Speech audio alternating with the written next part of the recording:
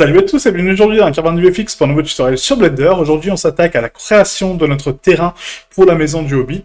Donc je vais vous montrer comment créer un terrain simplement avec les outils de Blender, donc avec le displacement. Donc qu'est-ce que c'est le displacement, comment l'utiliser correctement, et ensuite comment précalculer des niveaux de détail au niveau de votre mèche. Donc cette technique s'applique aussi pour la sculpture, d'accord? Donc on peut sculpter un terrain et du coup précalculer le niveau de détail avec une carte de displacement et une carte de normal. Et c'est ce que je vais vous montrer aujourd'hui. Ah, donc nous voici sur Blender, donc je vais juste adapter donc, ma fenêtre correctement par rapport au projet. Hop. Et je vais ouvrir donc, mon projet du coup de maison. On va commencer par créer notre premier fichier Blender, d'accord? Donc rappelez-vous qu'on va travailler par lien et pas sur une seule instance, ok? Donc là je vais commencer par régler juste ma fenêtre, comme ça sera déjà fait. Hop, voilà. J'active le screencast, comme ceci, et là, comme ça, on est raccord. Donc, au lieu de changer d'interface, je vais la changer directement depuis ici, comme ça, j'aurai toujours le screencast d'activer, ok? Donc là, on va commencer par aller dans Fichier, Enregistrer sous. Rappelez-vous qu'on avait assigné nos dossiers de travail dans Préférences, Chemin de fichier. Nos dossiers sont parfaitement raccordés, d'accord? Donc, très important cette étape. Pour pouvoir retrouver les autosaves, si jamais on plante ou si jamais on a des crashs, on pourra retrouver les autosauvegardes directement dans le dossier de travail. Donc ici, on va commencer par donc, enregistrer sous, dans le fichier blend. Donc on a ici donc, le fichier link, normalement, qui est donc sur mon fichier de travail. Donc, tac, la maison de Hobbit. Voilà, et dans le dossier Blender, vous avez un dossier qui s'appelle link. Donc on va prendre ici, on a le terrain, d'accord? Donc on va prendre mon terrain. Donc celui-ci, on le renomme donc terrain, tout simplement, et on enregistre sous. Au niveau des collections, donc je peux supprimer la collection extra, collision, rig, l'holder non, les caméras non plus, les lumières non plus, les courbes non plus, on va les garder, et la sculpture aussi, et le mesh aussi. On va commencer par faire un Shift A pour pouvoir créer un mesh plan, d'accord, donc un plane. Ce plane, du coup, je vais le scale donc à 5, d'accord, pour lui donner donc actuellement, si j'appuie sur mon panneau N, je peux afficher donc mes proportions en fait ici, et du coup j'ai une scale à 5, d'accord, donc ce qui me fait 10 mètres, d'accord. Rappelez-vous que la taille et l'échelle ici est un multiplicateur, d'accord, donc si là je la passe à 10, je vais passer à 20 mètres, vous voyez. Donc très important de faire quoi? D'appliquer la rotation et la taille. Donc j'applique ma rotation et ma taille, comme ça j'ai les paramètres à 1, donc je n'ai qu'une fois 10 mètres, je n'ai pas 5 fois 10 mètres, d'accord. Regardez précédemment, là j'ai 5, donc ça veut dire que j'ai 5 fois 10 mètres, alors que là, si j'applique ma rotation et ma taille, je n'ai qu'une fois 10 mètres. Ok?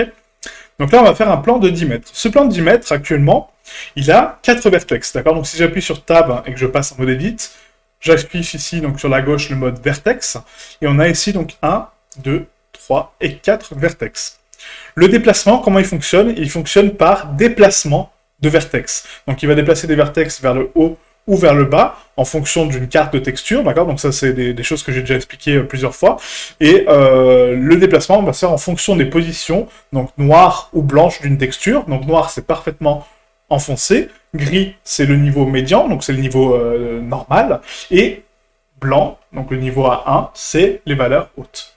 Donc si j'applique un modificateur de déplacement sur ce plan, en mode objet, donc rappelez-vous que les modificateurs ne fonctionnent que en mode objet.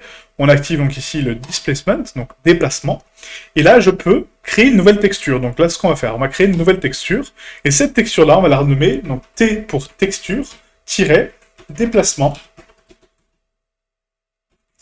détail, terrain, pardon, déplacement terrain, comme ceci.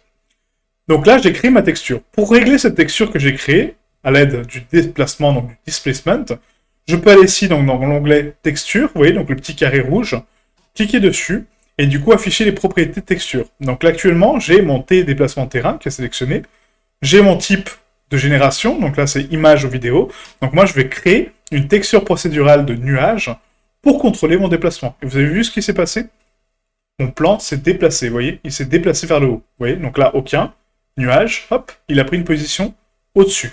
Pourquoi? Puisqu'actuellement, ma texture que je suis en train de générer va être appliquée à mon sol, et du coup, il va déplacer les vecteurs vers le haut ou vers le bas en fonction des positions noires, grises ou blanches de ma texture, et du coup indiquer des niveaux de positions différentes. Donc si là, cette texture, je lui donne une plus grosse densité, donc je l'augmente, vous voyez que mon plan, vous voyez, il oscille, il déplace. Pourquoi? Parce que les valeurs vont se déplacer au niveau des vertex, et du coup vont osciller en fonction de leur position, d'accord? Donc pour lui donner une vraie densité de calcul, et du coup une bonne densité de contrôle avec la texture, il faut que je fasse quoi à ce plan? Il faut que je lui rajoute des vertex. Parce que là actuellement j'en ai que 4 à déplacer. Donc il peut que déplacer ces 4 vertex pour donner la forme de ma texture. Donc pour en rajouter, on va appuyer sur A pour sélectionner tout notre plan, Select All Toggle, CTRL W pour sauvegarder notre projet, et là on va faire un W subdivisé. Donc si vous n'avez pas cette fonction sur W, vous faites un clic droit, et vous avez normalement le même panneau que moi, d'accord? Donc mon panneau clic droit est remplacé par la touche W, parce que je suis sur les raccourcis de la 270, d'accord? Donc W pour afficher donc, le panneau, et là on va subdiviser donc une fois, 2 fois, 3 fois et 4 fois. Donc ça, c'est la valeur que je veux donner à l'oscillation de mon terrain pour la base, d'accord? On appuie sur Tab, et là, regardez ce qui se passe. Mon terrain se déplace, d'accord? Donc ça me crée des vallées, des collines, en fonction de la texture que je suis en train de générer. Si je change la taille de ma texture, vous voyez que mon plan oscille en fonction de la densité de ma texture. Plus ma texture est fine, plus il va avoir de mal à détecter les valeurs, puisque du coup, il a besoin de beaucoup de vertex pour me donner le niveau de détail le plus fidèle. Par contre, si je l'augmente, j'aurai des valeurs beaucoup plus grosses, et du coup un déplacement beaucoup plus doux. D'accord? Donc de base, nous avons une valeur donc, de 2, qui est vraiment la valeur max du slider, d'accord? Je précise bien du slider, mais rien ne nous empêche de dépasser cette valeur, et de taper 15, vous voyez? Et là, j'ai un relief vraiment très doux, juste un petit plan, une petite courbe très simple. Donc nous, on va taper une valeur de 5 à peu près, voilà, comme ceci. Et là, on va subdiviser mon plan. Donc par contre, pour subdiviser un plan, il faut le faire avant le déplacement, d'accord? Donc d'abord, je subdivise, donc d'abord, je rajoute de la géométrie, et ensuite, je déplace, pas l'inverse. Parce que sinon, vous allez déplacer, et après, vous allez rajouter du niveau de détail. Nous, c'est pas ce qu'on veut. On veut d'abord subdiviser, et ensuite ramener du niveau de détail. Donc là, ce qu'on va faire, on va rajouter un modificateur, mais on va pas prendre un subdivision de surface normal. On va prendre un multi-résolution. Donc l'outil de multi-résolution en fait fonctionne par calque, et du coup on peut rajouter donc des calques de subdivision et en enlever en fonction de nos besoins pour le sculpte ou tout simplement pour la génération de terrain. Donc là je prends mon modificateur, vous voyez, donc je le déplace au-dessus, donc il faut qu'il soit en première position avant le déplacement, et là j'ai mon niveau de subdivision au niveau du viewport, mon niveau de subdivision au niveau du sculpte, et mon niveau de subdivision au niveau du rendu. Donc pour rajouter un niveau de subdivision, j'ai juste à cliquer sur subdiviser, et là ça me rajoute un niveau de subdivision. Ok? Vous voyez, donc là, on a ici donc le niveau 0, lequel j'étais, et si je zoome un petit peu, je vais rajouter donc du détail, hein. Vous allez voir le maillage ici, je vais afficher donc le fil de fer, hop, vous voyez, et là j'augmente, hop, voilà, et du coup ça m'affiche une nouvelle résolution, d'accord? Donc là mes carrés ont été divisés par une subdivision. Donc là, on va recliquer encore dessus, voilà, subdiviser, et on va le faire 3 fois, je pense. Voilà, 3 fois, 3 subdivisions, c'est pas mal. Je vais désactiver mon fil de fer pour l'instant. Et là, on va jouer un petit peu avec les niveaux donc de force et les niveaux médians, la texture, pour donner le relief que je souhaite à mon terrain. Donc là, c'est vraiment à vous de déterminer le terrain que vous voulez. Donc je vais augmenter la profondeur de ma texture à 24 pour avoir plus de valeurs avec lesquelles jouer, et on va augmenter ou baisser la taille en fonction de ce qu'on souhaite. Moi, je vais la baisser un petit peu pour la tronquer, ou même, non, à la limite, on va la booster un peu, on va mettre à 15, je pense. 15, c'est pas mal. Voilà, comme ça, on a des grosses valeurs. Et cette valeur de 15, maintenant, je vais jouer avec ma force de déplacement pour augmenter le dénivelé, d'accord? Donc le but, c'est de faire une petite colline qui monte. Voilà, donc là, je vais faire un petit chemin qui va partir comme ça, et qui va monter jusqu'à la maison, d'accord? Donc la maison sera vraiment en surplomb de la colline. Ensuite, on aura donc la petite butte ici qu'on va sculpter, d'accord? Et on aura donc le petit chemin qui va partir ici, avec la petite barrière là. Voilà, un petit chemin qui repart dans l'autre sens, pourquoi pas. Et vraiment dessiner mon terrain comme ça. Ouais, donc là, ça me plaît pas mal. Ok? Donc 3-3, hein. Donc après, libre à vous de jouer avec les valeurs que vous voulez, hein. Si vous voulez plus de dénivelé, moins de dénivelé. Pour moi, 3.3, là, ça me paraît correct, hein. Si je me place ici, en termes de vue caméra, c'est pas mal. On a le petit chemin qui va monter là, le petit chemin qui va partir ici, et la maison qui sera là. Parfait. Un bel arbre ici, et puis ça peut être sympa. Ok? Donc voilà, 3-3. Donc maintenant que j'ai créé mon terrain, est-ce que j'ai besoin d'autant de subdivisions? Donc là, pour voir ça, en fait, hein, pour voir ce paramètre, je vous invite à jouer avec le niveau de détail, donc au niveau du level viewport, et de le descendre, vous voyez, pour voir si vous gardez votre structure, d'accord? Donc le but, c'est vraiment de garder la forme. Donc là, je vois qu'à 0, je garde ma forme. À 1, bah, ça me rajoute du détail au final, donc est-ce que j'en ai besoin pour l'instant? Bah non. Donc là, c'est juste uniquement du valeur de dénivelé. Donc je vais laisser à, je pense, 2, ouais. 2, ça peut être pas mal, ouais. À 2, voilà. 2, ça peut être sympa, parce que du coup, on a des petits reliefs, des petites zones de bump un peu cassées, donc ça peut être sympa. Ah, donc 2 au niveau du viewport. Et là, je vais appliquer mon modificateur. Donc CTRL A pour appliquer le modificateur. Et je vais appliquer également mon déplacement. CTRL A, j'applique mon displace. Ce qui fait que maintenant, j'ai validé mon terrain. J'appuie sur Tab et j'ai vraiment ma géométrie, ma vraie géométrie. Et j'ai mon terrain qui est propre. Ok? Donc là, on va commencer par lisser les normales, puisque actuellement, je vois toute la géométrie de mon plan qui est affichée, parce que du coup, mes ombrages de lissage de face ne sont pas actives. Donc W, ombrage lissé. Je vais recalculer la rotation, la taille de mon terrain, et je vais appliquer l'origine vers la géométrie, pour recalculer son centre de masse, vu que j'ai modifié mon volume, enfin pas mon volume, mais la position de mes vertex. Donc je dois recalculer mon centre de masse, vous voyez. Et comme ça, j'ai les bonnes valeurs. Ensuite, nous allons lisser les normales. Donc pour lisser les normales, on va passer ici donc, dans les Data Properties, et nous allons cocher Normal, Auto-lissage. Là, vu que c'est un terrain, est-ce que j'ai des angles au-delà de 90 degrés? Non. C'est une forme courbe, d'accord, qui se distord un petit peu partout. Donc, on va la mettre à 180 degrés pour lisser toutes les normales. Et ensuite, on va appliquer également un autre modificateur qui s'appelle donc les normales pondérées pour recalculer correctement la position de mes vertex au niveau des normales, d'accord? Donc là, je le mets, hein, ce modificateur, je mets le poids à 100% et j'applique le modificateur. Comme ça, je suis sûr que mes normales sont parfaitement corrigées et que du coup, ma position de terrain est bonne. On recalcule la rotation de la taille, l'origine vers la géométrie au cas où. Et là, nous allons créer un deuxième déplacement. Donc le deuxième déplacement, on va le créer ici tout de suite, donc déplacement. Je crée une nouvelle texture encore une fois. Celle-ci, je vais la renommer donc T pour texture terrain-détail. Donc cette fois-ci, ce sera le détail de mon terrain. Et avant de créer ma texture de détail, qu'est-ce que je dois faire? Je dois le subdiviser pour ajouter du détail. Donc là, on va rajouter un multi-résolution que je vais mettre au-dessus de mon déplacement, rappelez-vous. D'abord, je subdivise et ensuite, je crée ma texture. Et là, on va donner donc un niveau de viewport, donc on va subdiviser à peu près 5 fois. Donc 1 fois, 2 fois, 3 fois et 4 fois. Allez, 4 fois, maxi. 3, c'est bien, mais 4, c'est un petit peu mieux, ok? Donc 4 fois, ce qui me donne énormément de géométrie, d'accord? On est passé à 2 millions de triangles et 1 million de faces. Et du coup, maintenant, je vais pouvoir jouer avec une texture beaucoup plus douce et beaucoup plus définie pour créer un petit peu la texture, le relief de mon terrain. Donc pour ce faire, on va repasser dans le panneau de texture. Je vérifie bien que je suis bien sur la T terrain détail et pas la T terrain déplacement, d'accord? Uniquement la T terrain détail.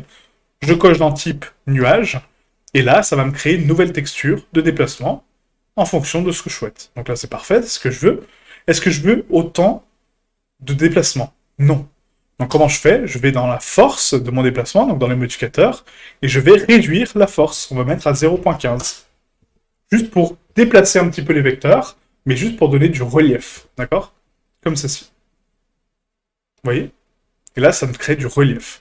Donc là, on va monter maintenant la densité de ma texture en termes de détail. Donc je vais la monter à 24. Au niveau de la précision de calcul, vous voyez.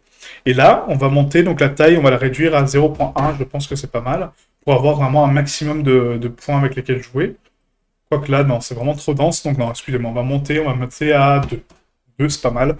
On a pas mal de nuances et du coup, ça va donner un terrain vraiment très bumpy. Parfait. Vous voyez? Donc ça donne pas mal de détails. On peut mettre peut-être à 1. Ça soit un petit peu plus précis. Voilà. 1, c'est parfait. Vous voyez? Ça donne juste le relief qu'il faut pour donner un petit peu de texture, un petit peu de relief, de dégradé au niveau des éléments. Voilà, là c'est parfait. Ok? Donc maintenant qu'on a ça, bah, du coup, est-ce que je veux appliquer ce détail? Parce que là, on a quand même un plan maintenant qui fait 1 million de faces. Bah non, parce que c'est beaucoup trop lourd pour l'importer sur Unreal ou pour pouvoir faire quelque chose avec. Pour un rendu photo, ça va très bien. Pour un rendu d'animation, comme là on va faire avec une caméra, c'est beaucoup trop dense. Donc comment je fais pour garder quand même ce niveau de détail, mais toujours avec les géométries que j'avais auparavant? Comment je peux faire ça? bah du coup on va faire un précalcul de normal et de displace. Donc pour ce faire, ici dans le petit onglet des matériaux, on va cliquer sur matériaux, on va créer un nouveau matériel qu'on va renommer M-Terrain. Donc je crée mon nouveau matériel, donc M-Terrain. Ok, je valide. Et là, je vais passer dans l'onglet Shading. D'accord. Donc vous cliquez sur Shading. Moi, je reste sur cette interface pour voir les screencasts. Mais vous cliquez sur Shading, donc Texturing. Moi, je vais passer ici, donc, dans la vue de nœud. Donc, éditeur de nœud, qui est ici, éditeur de shader, voilà. Et là, j'ai mon éditeur de shader. Donc, l'éditeur de shader, on va créer quoi? On va créer nos emplacements pour les textures, d'accord? Parce qu'une texture qu'on précalcule, une texture qu'on sauvegarde, il faut lui indiquer où la sauvegarder, sur quoi on va la sauvegarder. Donc, moi, je vais créer une texture image. Et cette texture image, c'est elle qui va contenir mes données de déplacement et mes données de détail. Donc, je crée une nouvelle texture en cliquant sur Nouvelle. Je vais la renommer donc T-terrain displace.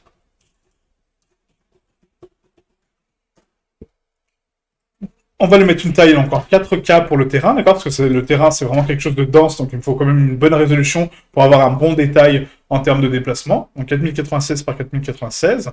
Est-ce que j'ai besoin du canal alpha? Non. Donc je décoche et je valide avec OK. Ce nœud, je le mets en non-couleur, très important. Et là, je peux aller maintenant dans les paramètres de précalcul. Donc pour précalculer, on va ici dans les propriétés rendues. Et il faut obligatoirement passer sur Cycles, d'accord? Donc les paramètres de précalcul sont uniquement disponibles sur Cycles.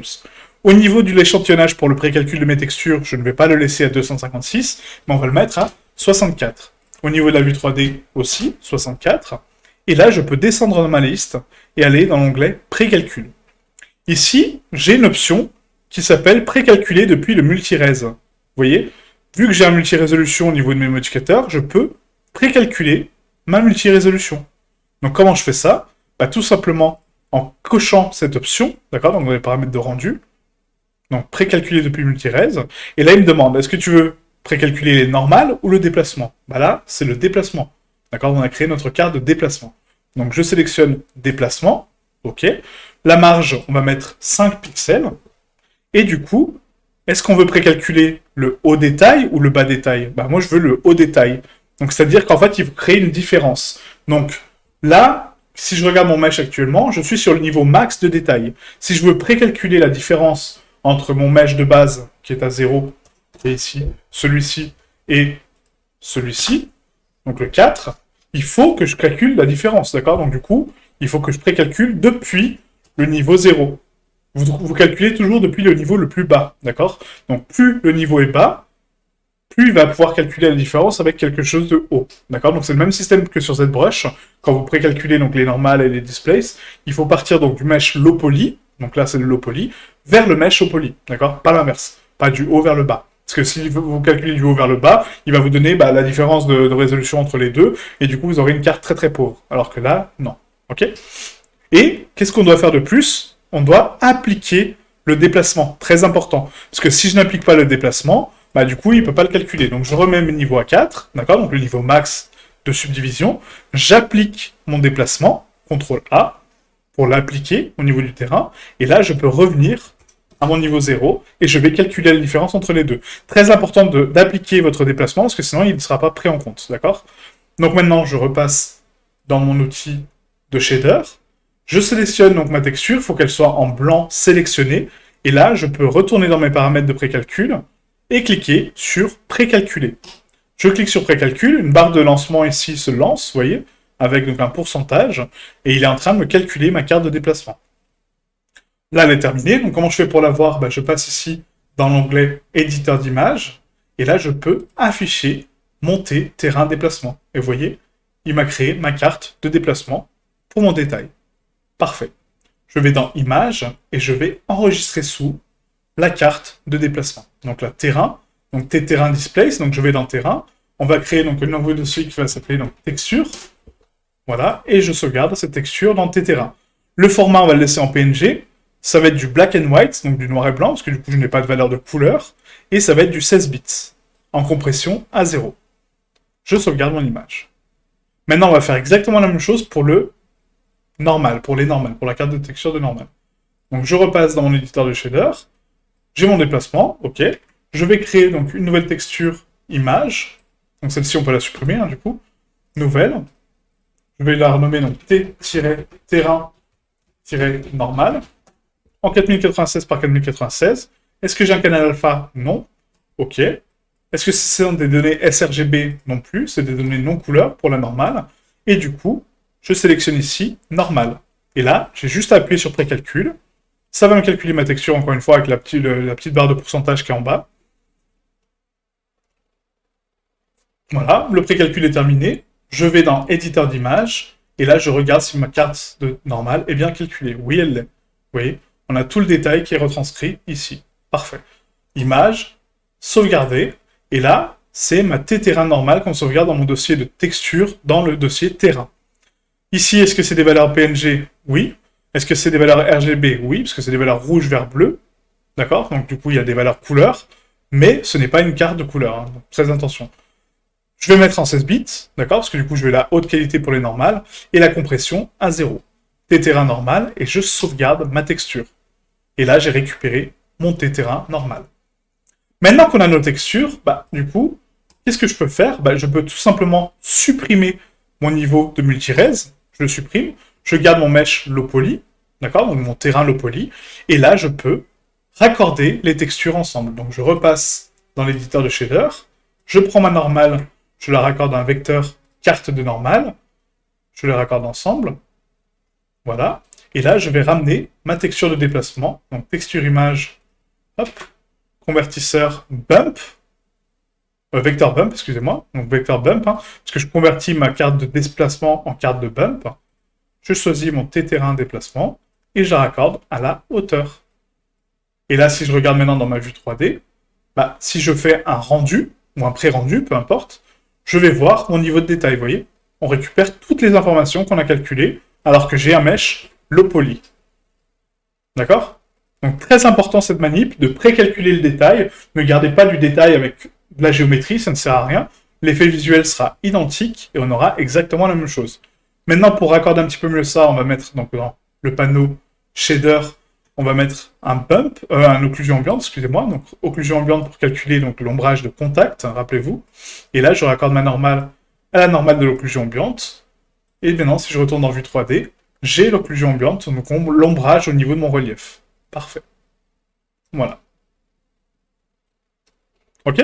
Donc ça va être tout pour la leçon d'aujourd'hui. Vous avez appris à concevoir un terrain avec du détail, à créer un multi-res pour précalculer des niveaux de détail différents et du coup l'enregistrer sous forme de carte. La prochaine leçon, on va créer donc la texture procédurale pour ce terrain, d'accord? Donc avec les textures de Quixel, donc l'herbe et la terre, on va les mélanger ensemble et jongler un petit peu avec des valeurs pour créer notre texture finale, la précalculer, et ensuite on passera sur ZBrush pour le sculpte des éléments sur le terrain.